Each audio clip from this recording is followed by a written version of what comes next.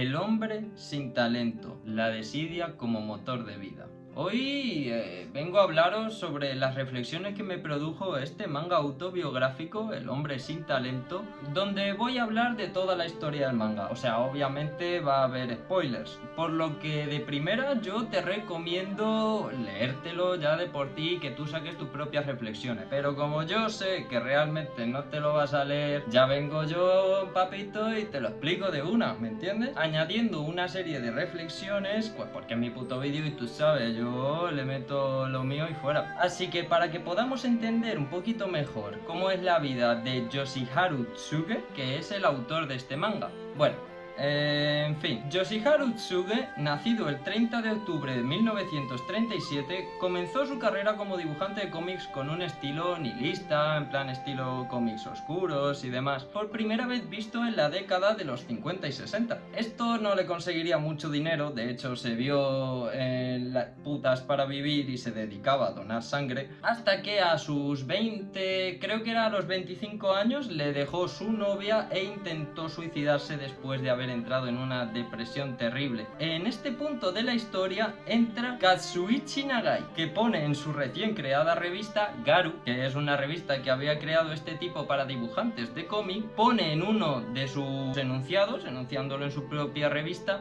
Yoshiharu Tsuge, por favor ponte en contacto. Esto lo ve Yoshiharu Tsuge y se pone en contacto, por lo que empieza a trabajar en Garu y empieza diferenciándose bastante porque crea el tío un nuevo estilo de dibujo denominado Screw Style, con lo que logró cierta fama en 1965 y a partir de ahí el dinero para él ya no sería un problema. Y esto, según sus propias palabras, le llevó a hacerse un hombre bastante perezoso. Después, en 1968, se involucra con una ilustradora de dibujos infantiles llamada Maki Fujiwara y en 1970 cuenta la última historia en su revista Garu y de ahí se despide. Pero el manga que nos interesa para nosotros, el del hombre sin talento, lo escribe en 1985, bastante después de que haya dejado Garu, que en 1975 se casaría con Fujiwara, el mismo año que nació su hijo, y de esa forma, sufriendo física y psicológicamente por la vida que llevaba, le llevó a hacer estas dos obras, la de 1985, que es autobiográfica pero no contada de forma literal sino interpretable por un personaje, y otra un poquito más tarde, que es la última, que es de 1987, llamada Parting, en la cual es un trabajo en el que el personaje principal intenta suicidarse después de que su relación se rompa. Tras esto, Tsuge se retira a la vida privada en el río Tama,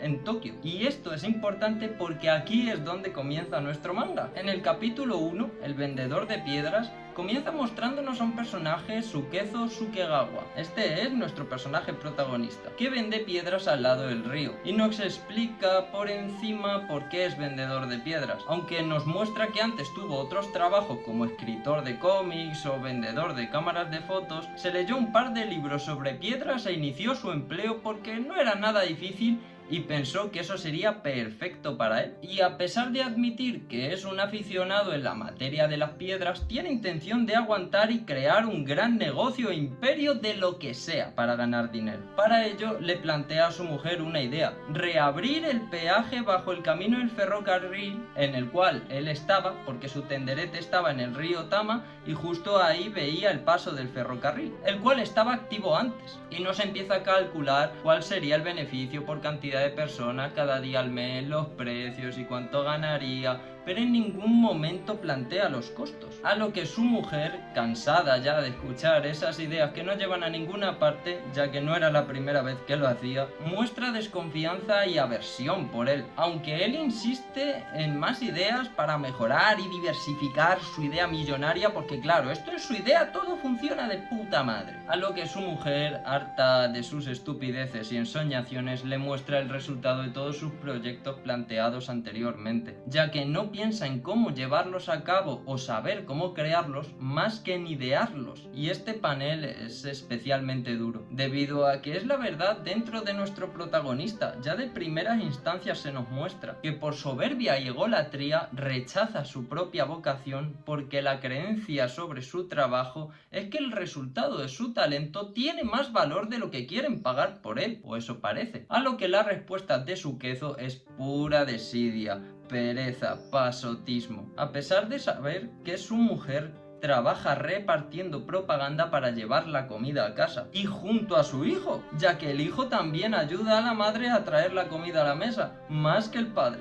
A la mañana siguiente, repartiendo, la madre y el hijo ven al padre y la mujer lo trata como un extraño. El día del velódromo se reúnen en el río Tama un cúmulo de gente, donde conoce a un vendedor de yoyos y este rápidamente se da cuenta de que no vende una sola piedra, a lo que nuestro protagonista responde que sus piedras son únicas, le han llevado 2 años recogerlas, no son como el resto de piedras del río. Para diferenciarlas, las intenta diferenciar hablando de lo que le transmite o inspiran a él, pero esto no las hace únicas. No es tanto el valor dado a las cosas, sino las cosas de valor en sí.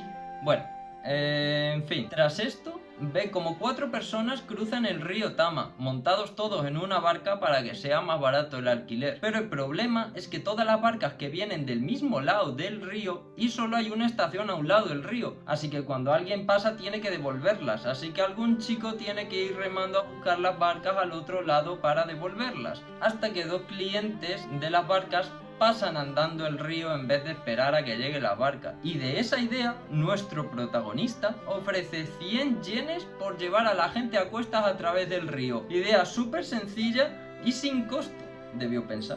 Dando de lado la idea de las piedras otra vez y sin empezar la del peaje. Estará todo el día llevando personas a cuestas hasta que venga su hijo a buscarle por la noche. Y esto es un buen punto a remarcar, porque el niño es el único vínculo de unión con su propia familia, ya que el niño por pura inocencia e ignorancia todavía aprecia a su padre, ya que no ve la desidia como un comportamiento negativo. Y su mujer nunca va a buscarle porque está completamente decepcionada con la persona que es ahora. De camino a casa, el muchacho le preguntará a su padre qué significa la palabra larva, a lo que su padre responde, un bicho que no sirve absolutamente para nada, por lo que le pregunta que a qué viene esa pregunta. Y el muchacho responde que mamá siempre dice que él es una larva, a lo que nuestro protagonista asiente, admitiendo que es una larva. Esto para mí quiere decir que es un proyecto de hombre, un intento de mariposa. Tiene una base, un talento, es capaz de lograr cosas, pero como por su misma desidia no es capaz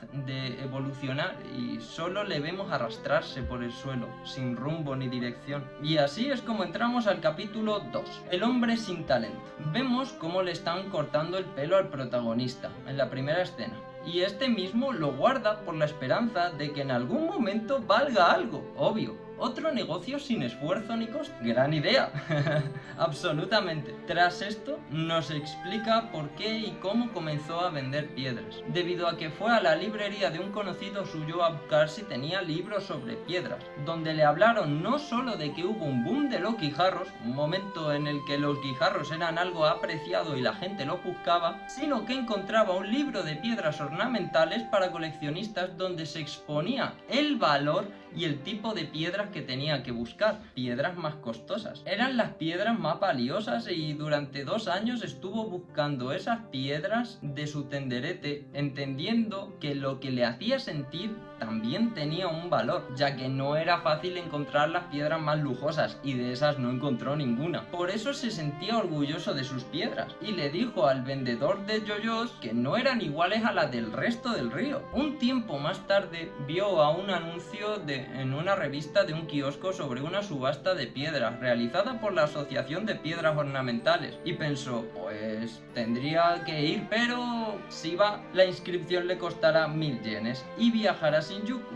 Pero esta vez estaba claro que era su oportunidad, por lo que decide ir a inscribirse claramente. El mundo le estaba hablando. Nada más llegar, se presenta en la reunión con la asociación rompiendo la puerta, con lo que le toca arreglarla. Y conocemos a 3 personajes. La mujer del señor Ishijima, que es la mujer que nos abre la puerta y se la rompemos. El señor Ishijima, que es un señor alcohólico y experto en piedras, y preside la asociación. Y a su discípulo, Yamakawa, otro experto en piedras. A lo que al presentar sus piedras del río Tama, se avergüenza al ver la colección del señor señor Ishijima en esa habitación, ya que las piedras de su colección están recogidas río arriba, donde el desgaste de ellas es menor y sus formas son más sinuosas e interesantes, más naturales, menos desgastadas y redondeadas. Pero sin embargo, las del río abajo, pues como son las de nuestro protagonista, son redondeadas, comunes, típicas piedras.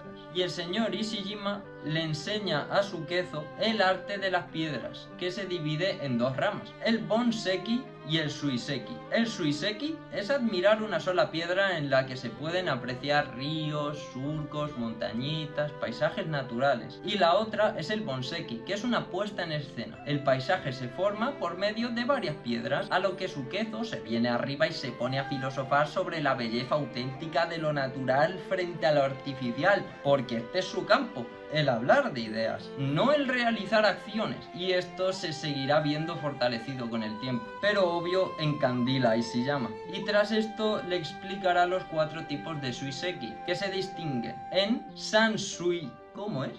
Sansui Keiseiki, creo. Sansui Keiseki, joder, piedras con forma de montañas y agua. Monjoseki, piedras con motivos florales. Shiki Saiseki, piedras de colores. Y las Keirosheki, que son piedras con forma de animales y objetos. Y la forma favorita del público, pues para despedir esta enseñanza de hoy. Y tras esto, el señor Yamakawa acompaña de camino a casa a Sukezo, y a este le cuenta el problema del mercado de las piedras, y que ya las cosas no son como antes. El mercado ha envejecido y no se renueva. Al final acaban echándose un sake juntos, donde Yamakawa le cuenta la historia de que la actual mujer del señor Ishijama, la que acabamos de conocer, que nos ha abierto la puerta, es su ex mujer, la cual se fue con el señor Ishijama abandonándolo porque tenía una vida miserable, viviendo en la montaña y cazando serpientes, por lo que tras intentar varias veces recuperarla y no poder, se rindió y se esclavizó al trabajo que le otorgó el señor Ishijama, el cual lo trata como un absoluto criado, a lo que nuestro protagonista solamente le da unas palmaditas en la espalda y se enciende un cigarro, sin reparo en pensar que esa conversación pudo haberle valido de algo. Así que mientras espera en el río Tama la llegada de la subasta, que es lo que él realmente espera para alzar su negocio, aparece la señora Ishijama, donde nos explica el porqué de meterse en un mercado como las piedras, que ya no tiene casi aficionados y encima son ancianos, que no merece la pena. Todo el mundo trata de avisarle, pero nada, solo oye sin escuchar.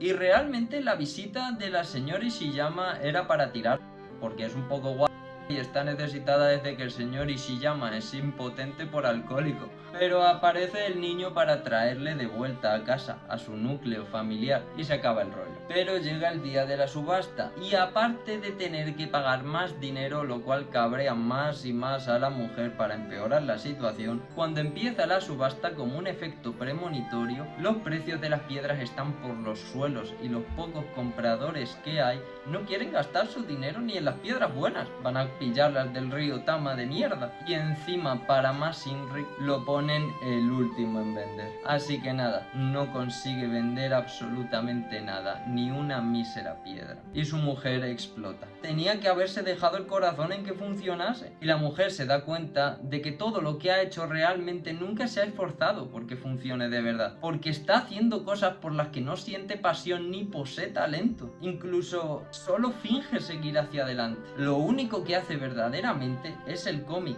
incluso le suplica que haga cómics sin encargos, pero por pura terquería, egolatría, no lo hace, porque él concibe que el cómic no es arte. Él sabe que el mundo del cómic está acabado, así que ahí es donde comienza el capítulo 3, El Señor de los Pájaros. En este capítulo encontramos a un pajarero de pájaros japoneses en una pequeñita tienda en la que no hay clientes. Y tras una pequeña conversación, Sukezo le recomienda que para llenar de clientela el lugar venda otro tipo de pájaros, más llamativos que llamen la atención, pero el pajarero conoce bien el valor de sus pájaros y por eso lo hace, por pasión y talento de muchos años ya conoce cómo es el trato con los clientes. No es tan fácil como vender los pájaros más llamativos y te los van a comprar, aunque Sukegawa o Sukezo sorprende al pajarero al comprender la belleza de estos pájaros japoneses y fijarse en el trasfondo y valor de las cosas para sí. Y aunque el pajarero comprende que él no es un aficionado por la profundidad en la que se fija, pero fijarse en la profundidad y sensibilidad de las cosas no se traduce en saber o conocer sobre el mundo, como pasa en el siguiente panel, en el que pone un cartel en su tienda de piedras que pone: para ser modernos, id a la caza de piedras. Un intento burdo de, como dice él, atraer voluntariamente de manera forzada. Una estupidez, lo cual se traduce en 0 clientes, pero por lo menos se hacen amigos y el pajarero le cuenta la historia de cómo su mujer se escapó de casa. Y esto comienza porque ella no tenía bragas y el pajarero le dejó unos calzoncillos porque no podía comprarle unas bragas, no tenía dinero. Ella se fue a unos baños públicos sin acordarse y de la vergüenza se escapó de su casa a su trabajo en el velódromo e hizo que sus amigos la encubrieran. Al final el pajarero acaba encontrándola y le suelta un puñetazo, por lo que la policía se lo lleva y lo tiene una semana a base de palizas. Poco es. La cosa está en cómo Sukezo afronta esta información, ya que a lo que le echa la culpa de que su mujer se haya escapado es el calzoncillo, no a la persona por no tratarla como debe o no poder ni comprarle unas bragas por ser un desgraciado. ¿Me entiendes? A lo que él aprendió que para una mujer, un hombre que no se gana la vida es un parásito y advierte a Sukezo. Un poco más tarde recuerda una historia, la historia del hombre paja, un hombre que estaba en el lecho seco de un río cazando ojiblancos, una forma muy curiosa que tenía él de cazar, ya que los atraía con silbidos y más tarde se los llevaba al pajarero para vendérselo, por lo que debía tener dinero y de eso viviría, a pesar de sus pintas de vagabundo. Además, sus ojiblancos tenían un don por cantar, por lo que le hizo ganar mucho dinero al pajarero, pero eso fue hace mucho tiempo. Ya no existen excéntricos como el hombre pájaro, ya no se encuentran en estos días, como él mismo dice, con lo que se nos plantea hasta qué punto el modelo de vida tradicional es válido. Ya no se aceptan a personas fuera del modelo sistemático de vida, que enfoquen su vida y metas a otros propósitos fuera de lo establecido. Tras esto, el pajarero nos cuenta el final de este hombre, ya que un día de lluvia llegó con una garza para vendérsela, pero el pajarero no era un experto en pájaros grandes, así que a pesar de su amistad se lo tuvo que rechazar. Y cuando le volvió a ver, estaba posado encima de una esclusa. Cuando el pajarero lo vio, gritó: ¡vuela! Perdón. A lo que el hombre pájaro se tiró y no voló. De hecho, murió estampado en el suelo, obviamente. Pero la idea aquí es que a veces es mejor morir como queremos a vivir como odiamos. No queda clara la idea tampoco. Y los porqués de la muerte del hombre pájaro, pues completamente interpretativo, oiga. Pero bajo mi opinión, en una última escena, cuando el hombre pájaro salta de la esclusa, el pajarero le dice: llévame contigo, porque a pesar de tener dinero y vivir una buena época en cuanto a trabajo, hay una persona que él ve prácticamente como un pájaro, con un contacto, se transmite mediante silbidos, casi parecen iguales, y aunque él no pueda volar y a lo que se dedica el hombre pájaro le lleva a ser vagabundo, prefiere saltar y sentirse un pájaro, la cual parece ser la meta del hombre pájaro, aunque también se podría interpretar bajo puntos de libertad y eso, pero dejemos eso a un lado. La cosa es que es mejor morir como queremos realmente que vivir encadenados a lo que creemos que queremos. Y con este panel se resume bastante bien lo poco práctico que es expresar la profundidad de las cosas. Este capítulo acaba con una imagen de cómo Sukezo va a la esclusa donde se tiró el señor pájaro, con el fin de acabar con su vida, pero llega su hijo como siempre y le devuelve a casa. Capítulo 4. El viaje. Comienza con Sukezo yendo a la librería del capítulo 2, con el hombre que le vendió el libro sobre las piedras, y este hombre le dice que uno de sus antiguos fans, de Sukezo, le dejó al librero un libro de la época de cuando Sukezo escribía cómics, y que se lo cambiase por unas planchas originales de sus dibujos. Esto a Sukezo le daba igual porque desprecia su propio libro, aun cuando el librero le dice que sus antiguas obras están muy cotizadas, así que el librero le ofrece un intercambio. Si Sukezo le pasa las 3 planchas originales al cliente, se hará con su propio libro, y este librero se lo venderá a otros clientes que seguro le interesan a cambio de 50.000 yenes, y 30.000 de esos yenes se los llevará Sukezo, a lo que él sin duda en cuanto escucha los 30.000 yenes acepta, sin pensar en la idea de lo absurda que es la situación. Tus obras tienen valor y solo tú puedes crearlas. Si vendiera sus propios libros seguramente sacaría rédito, pero él no se esfuerza, no se levanta, es pura vagancia y desidia, aun a pesar que por ningún camino fácil hay salida. Por lo menos tienes 30.000 yenes. Y piensa que como no son planeados, debería invertirlos en su negocio. ¿En cuál negocio? En el de las piedras. Así que plantea un viaje para ir a recoger piedras a un pequeño pueblo cercano. Una excusa para apropiarse unas vacaciones. Pero esto pone muy feliz a su familia, lo cual le da alegría a Sukezo al verlos, ya que él no es una mala persona. En el viaje casi pierden el tren. El niño casi le da un ataque de ansiedad en el puto tren. Comen comida con mierda de niño. Le muerde un perro. Y aún así siguen sin encontrar piedras para vender en la tienda. Así que acaban el día en un pequeño albergue muy barato, en el cual se encuentran a un komusho, que son una especie de músicos, monjes que viven como mendigos, así que le pagan para que les toque un poquillo. Le pagan 200 o 300 yenes. Y este hombre se va. Un poquito más tarde, en el baño, mientras su mujer aprovecha el agua caliente para lavar la ropa, Sukezo reflexiona que en nuestra sociedad capitalista este monje no sirve para nada, irónicamente lo denomina como un hombre sin talento, a lo que su mujer especifica que es igual a él. Para mí hay una pequeña diferencia. Para el sistema, a nivel macro, sí que son dos inútiles que no aportan al sistema nada en absoluto, al sistema de producción directamente. Pero el monje hace lo que le mueve y por tanto posee un valor.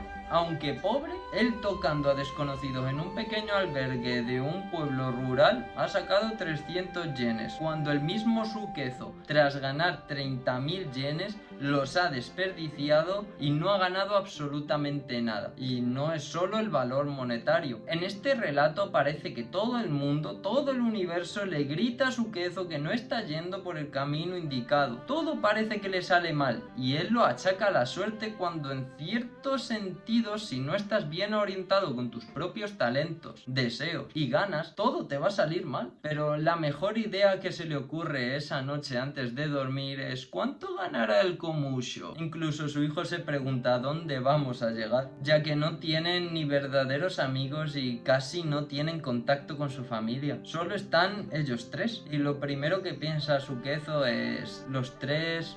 no está tan mal. No hay motivación de cambio o mejora. Por eso su mujer se decía que no se esfuerza realmente. Aunque ande, realmente no se está moviendo. Y empezamos con el capítulo 5, el penúltimo, el vendedor de cámaras de fotos. Una vez al mes se celebra la fiesta de Tenjin-sama, donde varios comerciantes ponen sus tenderetes y Sukezo acude por la melancolía cuando está triste. Allí se encuentra a varios amigos, a los cuales conoció de joven, y nos cuenta la historia de cómo dejó el cómic, su primer trabajo, y se metió al trabajo de vendedor de cámara de fotos. Sukezo, de joven, acabó por casualidad en la tienda de Nakata, uno de los amigos del tenderete, en el que vendía antigüedades. Enseguida se imaginó cómo sería ser dueño de esa tienda, pero sus artículos no le interesaban en específico. Además, como su tienda estaba en su propia casa y se vio en necesidad de llevarse algo porque era algo más cercano, se llevó al final una cámara de fotos rota, y de camino a casa ya se plantea que deja el cómic, ya que no es un oficio de futuro, y se dedica a pensar cómo sería tener un anticuario en casa. Pero claro,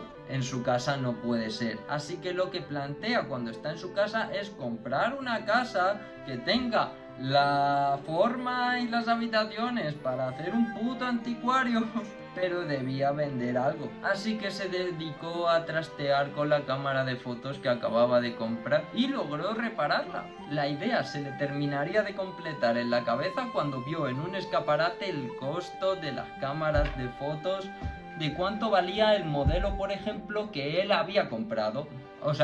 Había arreglado. Por lo que volvió a la tienda de Nakata y se dedicó a comprarle todas las cámaras de fotos que encontrase. Y además le ayudaron los demás amigos del tenderete donde estaba, que le ayudaron a recoger todavía más cámaras de fotos. Se documentó sobre cómo vender y a qué precio los modelos de las cámaras. Como el mismo Sukezo dice, el afán de lucro revela en mí capacidades ocultas. Y cuando informa a su mujer sobre lo que va a vender, esta mujer trata su idea como un entretenimiento, una diversión. Le aconseja ponerse a dibujar en serio, a lo que Sukezo actúa firmemente y le explica que para él la miseria es el porqué de buscar algo mejor para su familia, para su hijo recién nacido. Pero Sukezo no ha tenido ningún encargo en un año, ni diseña por sí mismo, porque no considera el cómic arte. Solo trabaja lo que le piden. Sus cómics son buenos, son considerados de autor, y esto para Sukezo es el auténtico problema. El hecho de que lo consideren que hace cómics de autor le da un prestigio que él reconoce y por ello no lo degrada. Es una actitud soberbia con tu propia obra. Como mis cómics son buenos, no puedo ir rogando a pedir encargos para dibujar. Eso bajaría el prestigio de su obra y del artista, pero tampoco puede dibujar porque él mismo no considera el arte del cómic, y sumado a que muchas veces reitera que no es un trabajo del futuro, que no deja dinero, demás, son excusas para ir en contra de tus propios intereses. Como dice su mujer, precisamente por su actitud basada en la desidia y el cortoplacismo, la egolatría y el orgullo desmedidos son la causa de no poder ver lo bueno de sí mismo y las capacidades que tiene. Pero esta vez su trabajo de vendedor de cámaras sí funcionó y le llegaron muchos encargos y mucho trabajo. Se estuvo dedicando a ello hasta que un día le llaman para un encargo de cómic, a lo que Sukezo responde que ya no quiere dibujar, debido a que el cómic no es arte, no es capaz de hacerlo. Pero no es la búsqueda activa del arte lo que busca. Ahora vende cámaras de fotos, que tampoco es un trabajo artístico, porque las vende, no fotografía. Casi es como si confiase en que la inspiración solo llega, sin agitar el campo que la contiene. Pero al final todo fue un boom. Vendió todo su stock y la situación se degradó, y sin tienda ni stock poco podía hacer. Con lo que llegamos a la situación de Sukezo actual, con lo que tras aceptar que ha perdido todo lo que en algún momento tuvo, agradece por la ayuda que le brindó Nakata y sus amigos, y nos vamos al último capítulo. Capítulo 6. La fuga. En este capítulo, Sukezo vuelve a la librería donde compró el libro sobre piedras, la librería Yamai, y vemos cómo Yamai no hace nada, solo duerme todo el día o pasea a paso de vagabundo tambaleante, a lo que Sukezo le pregunta si le pasa algo, y le explica que realmente él está fingiendo, actuando como él, como Sukezo, y que no se diferencian en nada, ya que él vende piedras a sabiendas que nadie se las comprará, y él plantea, ¿no es eso como si durmiera?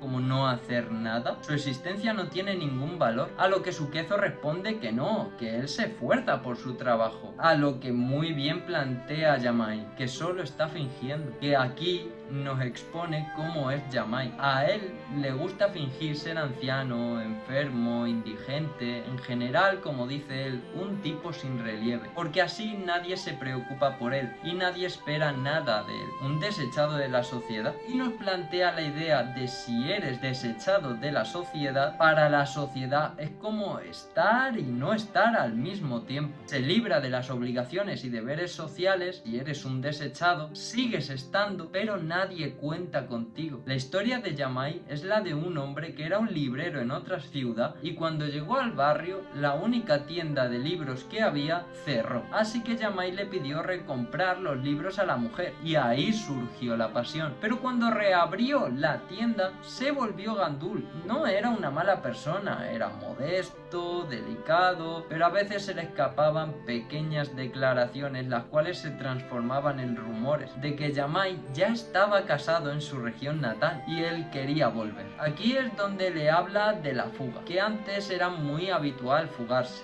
donde lo que se plantea en la idea de la fuga es de vuelta a lo que quieres. Esa es la idea principal, de volver otra vez al camino que deseas. Es la única solución para personas como Yamai o Sukezo, porque esta puede ser la solución de estar y no estar al mismo tiempo, evaporarse. Tienes que elegir, o decides fugarte y estar en otro lugar, o prefieres fugarte para no estar nunca más. Una persona sin valor es inútil, pero es una elección. Eliges no estar aquí ni estar allí, estar y no estar, o estar sin estar. Bueno, en fin, tras esto, Sukezo se vuelve a su tendecita de piedras y lee un libro de Haikyuu que le ha regalado Yamai. Le ha dicho que es importante que lo lea. Justo antes de empezar el tomo, de alguna parte se escucha el sonido de una garza entre toda la niebla.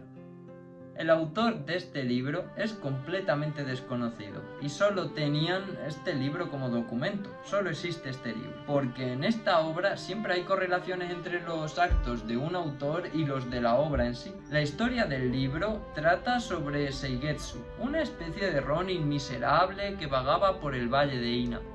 Algunos pensaban que era un samurái, pero no se sabía ni se supo con certeza, hasta que nos muestran su cara y vemos que parecía estúpido y feo, pero nada que ver, era un gran erudito, experto en caligrafía y viveza en la escritura, además de un apasionado por los haikyus. Todos le pedían haikyus y lo consideraban un maestro, el maestro Seigetsu. Sukezo se pregunta por qué un erudito de ese calibre habría ido al valle de Ina, qué buscaría o esperaría encontrar allí, pero era un alcohólico. Seigetsu era un alcohólico y cuando se emborrachaba mucho se meaba y se cagaba encima, por lo que la gente empezó a alejarse de él. Cogió sarna y empezó a ser despreciado por todo el pueblo. Ya nadie lo quería allí. Los niños le tiraban piedras y los adultos lo maltrataban. A pesar de mantener un carácter apacible, tranquilo, silencioso y de buenas maneras, Seigetsu daba la sensación de vagabundeo